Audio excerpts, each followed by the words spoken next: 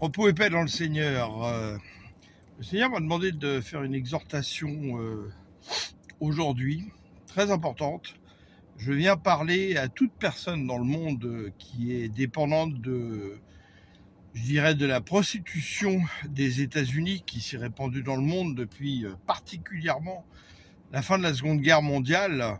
Et le Seigneur m'avait donné comme révélation que dans l'Apocalypse, cette nouvelle Babylone qui chutera en un jour est Washington, la ville aux 7 collines, et qui a fait boire le vin de sa prostitution dans le monde entier en répandant justement les valeurs américaines partout, du consumérisme pour rendre les gens esclaves.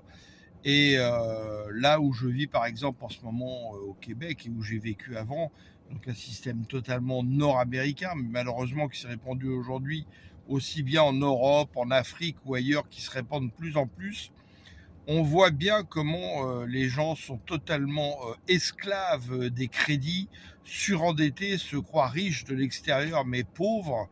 On vous dit même, ah, vous êtes propriétaire. Non, vous avez emprunté à la banque. Donc vous êtes accédant à la propriétaire. C'est-à-dire que vous louez votre maison à la banque, vous n'êtes propriétaire de rien. Et nous voulons remplir nos maisons, notre environnement de plein de choses totalement inutiles, qui en fait sont le reflet de l'absence de Christ en nous, où nous cherchons à combler un vide. Et je vous exhorte vraiment à vous détacher de tout cela, à revenir à des choses beaucoup plus simples. Le Seigneur m'a donné la chance en 2018 de passer d'une maison de 120 mètres carrés à 28 mètres carrés au milieu des bois. Et je me suis aperçu par exemple que les 3/4 de ce que j'avais dans ma maison ne me servaient à rien. Je m'en suis passé pendant 2 ans aisément. Depuis, j'ai revendu tout ça. Je voyage léger et je m'aperçois qu'on n'a pas besoin de tant de choses que ça. Nous courons après des chimères sans arrêt.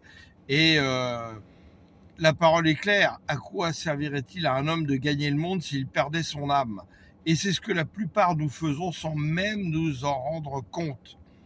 Donc, dans ces temps qui sont très mauvais, vraiment, venons accorder beaucoup plus de temps pour le Seigneur, revenons à des valeurs sûres et abandonnons tous les pièges subtils du malin qui sont en train de broyer des âmes.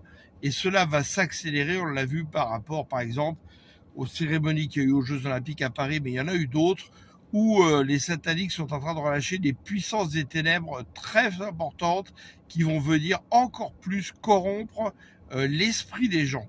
Donc je vous incite vraiment à revenir aux vraies valeurs du Seigneur et lire la Bible et vous attacher à Dieu.